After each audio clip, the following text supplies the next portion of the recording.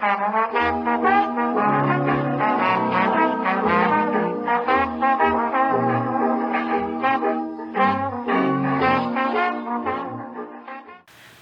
back to 1834 Restoration House. We are so glad you guys stopped by and decided to spend a few minutes with us today. Now, this room, which we've been doing the paint stripping on, is an absolute disaster right now, but we've been working and doing a lot of things. Now, I want to talk about our production values. Okay, we're just a couple with an old house that we're trying to restore. We're not a professional production company. Although we are using professional equipment, we don't have a crew to run it, and we have to run it ourselves. And a lot of the times, things aren't exactly perfect. Now, we've had a few people complain about the reverberation in this room and how the microphones just amplify everything and make it big and a lot of noise. It really does. And we apologize for that. We didn't know that until we got into editing, and there wasn't much we could do about it. But we're going to fix that today, and I'm going to show you guys how you can fix that in your own house. Today's program is sponsored by the generous support of our patrons. Your support helps to further our historic preservation efforts. For more information, visit patreon.com/1834 Restoration House. Let me explain what's going on here. This room has hard plaster walls, hard wood on the floors, and hard wood on the ceiling. Now, I don't mean hardwood as in hardwood, but the wood is hard enough that it echoes. If you look at the old churches and cathedrals from way back, that's what they were made of. Hard plaster, stone, tile floors. Everything was hard. And it made these beautiful reverberant spaces where the song and the music would just sound incredible. Heavenly, I might add. Trouble is, that doesn't work in a house. So let me show you how we're going to fix that. I have some old sheets for you. This is a flannel sheet, and flannel is especially soft and cuddly. So I'm going to come up here, and these are not for decoration at all. They're strictly for sound deadening. So I'm going to lay that sheet that way, and let's see if I can get that to come down a little further. This is one of those bottom sheets. Yeah, it's a bottom sheet. It doesn't really want to come down because it's all stretchy. But that takes care of one. Let's go take care of the other one.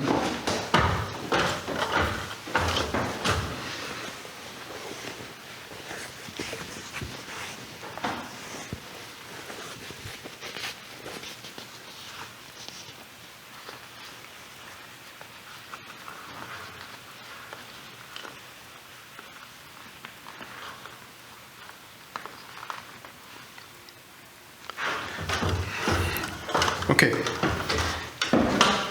now we have two sheets hanging in the room. It's not nearly as reverberant as it was, and my voice isn't just bouncing off the walls. Now we could put a couple more of these up and that would knock it down even further, but hopefully this is good and you enjoy what you're hearing. The first thing I'd like to show you is the paint stripping we got done since last week. You'll notice that the door is missing. I'll show you that in a moment. But we did some of this, that's looking really nice. And last week we showed you the baseboards being done. And all the way across here you can see the baseboards have been stripped. But I'd like to draw your attention to this door. This is the closet door. We took it off, we removed the latch hardware. We haven't yet taken the hinges off. But Jeannie spent a couple hours just detailing this thing and trying to get rid of all the little paint blotches that got left behind and down in cracks and crevices. And she's done a marvelous job. Here's a quick look at the crown moldings and the ceiling, just so you can see what's been done so far.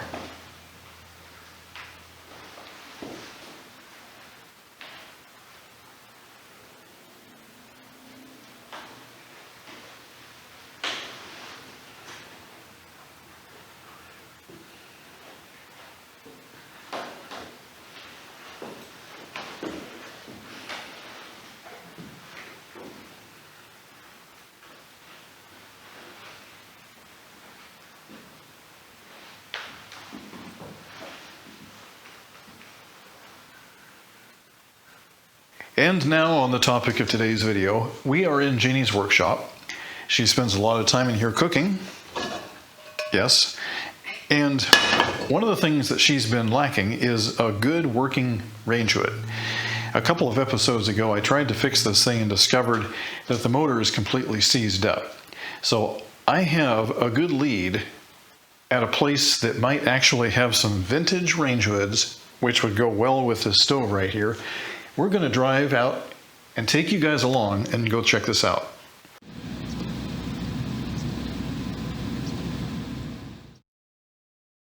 We are at Restore, a place that usually has a lot of historic stuff. And this place specifically has several buildings, and we did call ahead. Hopefully they have something for us. Let's go check them out. There are several buildings here. Look at this.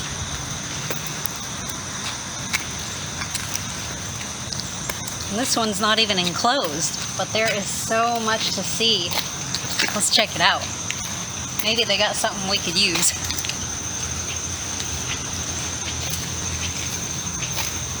A lot of tiles. Look at all of these tiles. That's a lot of tiles. A lot of times builders have extras and they'll just donate them. So sometimes you can get enough for just a small bathroom or a small area. It's fantastic.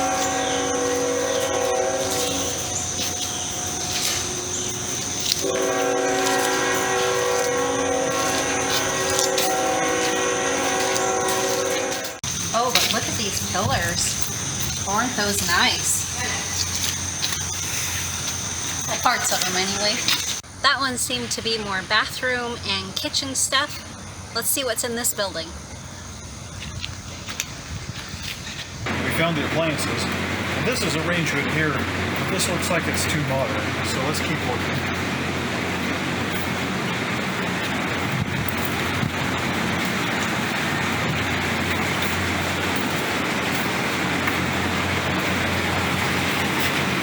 That old magic chef. Over here we just walked past an old KitchenAid. That's kind of fun. Look at that, it's got blackout with gold lettering everywhere.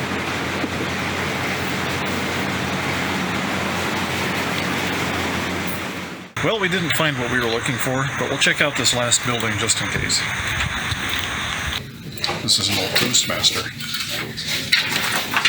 My grandmother had one just like it in her kitchen. Want to get it? Yes, I do. All right, let's get it. Let's get it. I found a few other things, but what I wasn't expecting to find is all this Victorian stuff. Look at all this woodwork. It's beautiful.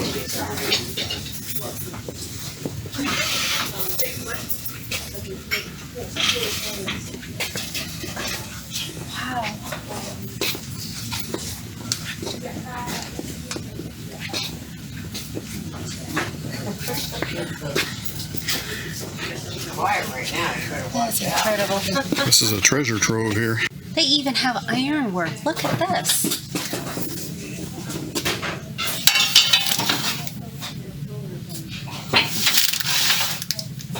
It's beautiful ones.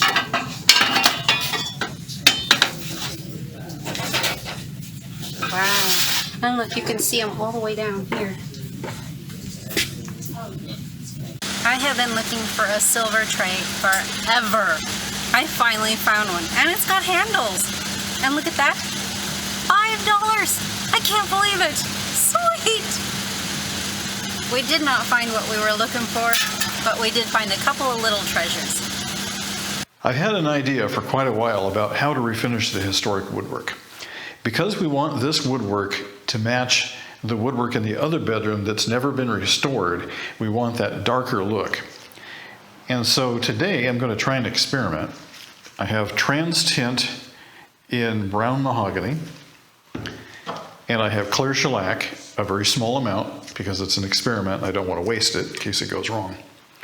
Now, the reason I want to try tinting the shellac instead of staining the wood is this. If I stain the wood, that wood is now permanently changed to another color, and it can never be taken back again. But if I tint the shellac is a coating which sits on top, and later on down the road, say 30, 40, 50 years down the road and somebody wants to restore this woodwork again, all they have to do is strip it off with denatured alcohol. Boom, they're right back to the original wood color. No problems. That's why I'm doing this. The shellac has been sitting a while, so I'm going to go ahead and stir it up. Just to make sure that the tinted shellac doesn't go down into the wood fibers, I'm going ahead and I'm laying down one full coat of untinted clear shellac. Now we'll let that dry for a few minutes. I'm going to put 1 drop of tint, like that. Oops, I guess that was 2. Now I'll go ahead and mix those in. The nice thing about this tint is that it's compatible with alcohol-based products, and this is definitely an alcohol-based product. And you can already see it's browning up a little bit. It's not quite so much of a caramel color. It's now more of a kind of a, well, medium brown, I guess. All right, now with 2 drops of dye in the shellac, I'm going to go ahead and wipe on a coat here and see what that does for us. And the color change is ever so slight. Probably not dark enough to really make any difference. So I'm going to go ahead and add some more.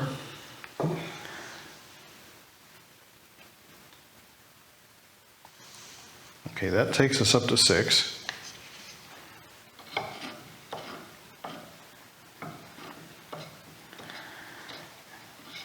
This is highly experimental, as we're doing this for the first time.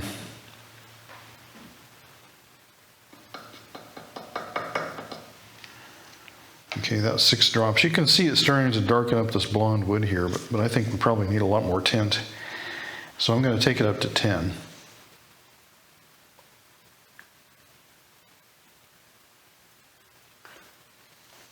Okay, there's 10 drops right there.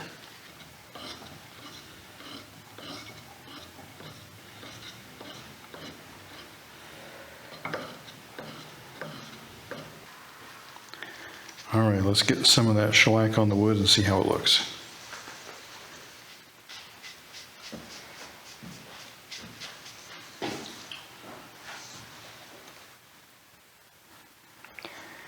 Well, it's hard to tell much difference. It looks really dark in the can, but I'm not seeing it show up on the wood. So it is a little bit darker than it was, but not much. Okay, I'm going to see if I can just double the batch here and see what happens.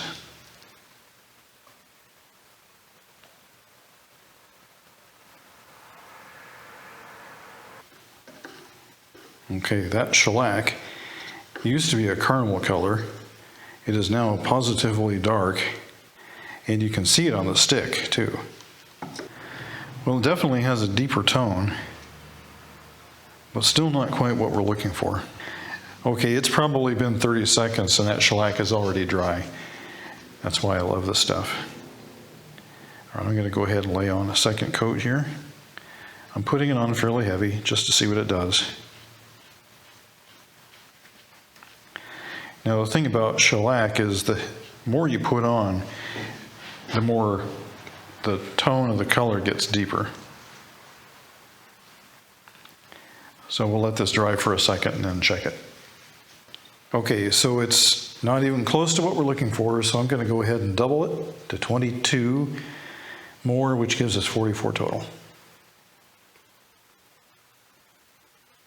Okay, we have more or less double of what we had in there before. So I'll go ahead and stir that up. Yeah, it's definitely browning it up. Now that there's enough dye in here to really make a color difference, what will happen is as we put more coats on, it'll get darker with each coat.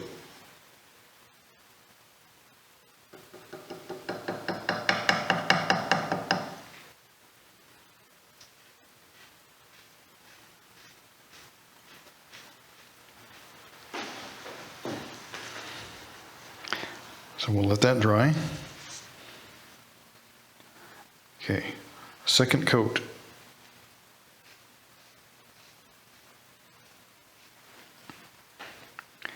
You can see it gets darker with the second coat. We'll let that flash off and then we'll try a third coat.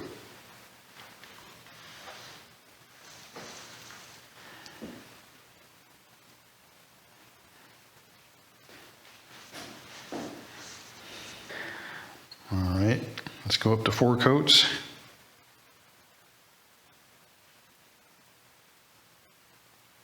Coat number 5.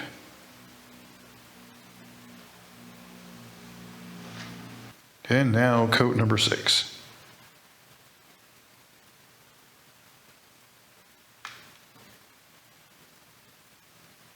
The question is, how does it look now with 6 coats of tinted shellac?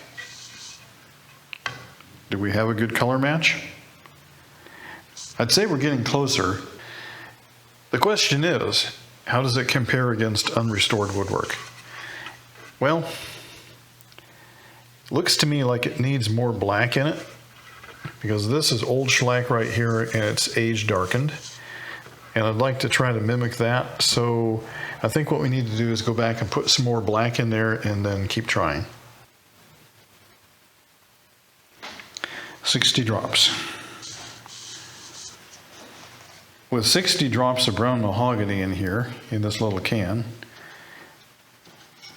let's see what happens.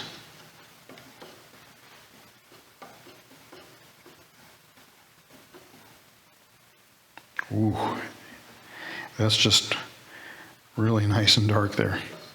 Okay, I'm going to start a new strip now.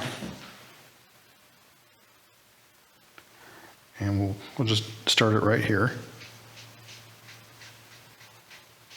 That's coat number 1, coat number 2, coat number 3.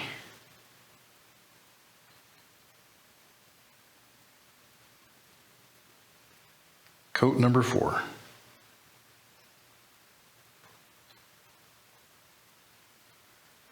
Coat number 5. And finally, coat number 6.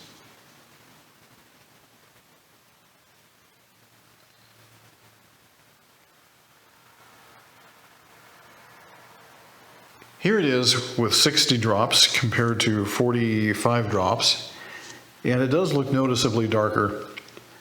Now, we're not going to get a really great outcome here because I just kind of globbed it on with a rag, and that's not really the right way to do it. What we need to do is brush it on in a real test scenario with 6 coats, doing it properly, and see what that looks like. But I think it holds enough promise that we can get there by using this technique because it does work. I went on a paint stripping marathon this morning, and with the exception of the top edge and the bottom edge, this is pretty much done here and is ready for cleaning. So I'll have to come back and finish that up, and that shouldn't take very long at all. I have been working on this door, and let me tell you, it's been a painstaking process. All of these edges have little nicks in them, and I had to get that paint out. I left it there to start with, thinking that we'll just touch it up a little. It looks awful, so I had to get it all out, and it looks much better. I got the latch off and cleaned that paint off. The whole thing looks a lot better now that it's cleaned up.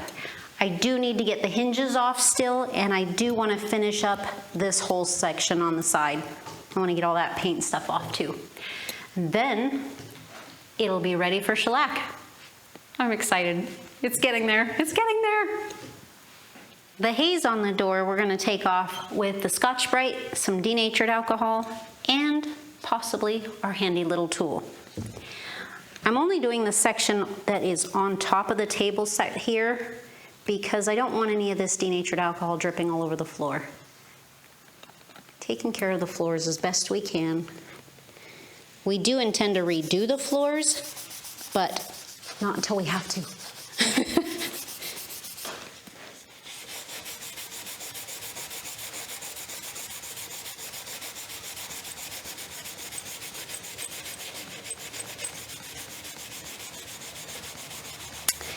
There it's coming off. Very nice. Good, good. Look at all that on there. That will clog it up, so we'll use another side. But at least it's not on the door. Very happy about that.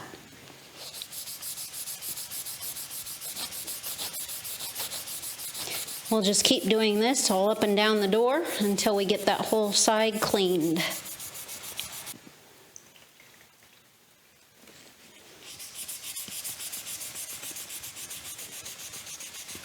After we get all of this paint off of here, there's always a little bit of haze left over. This doesn't take it all off.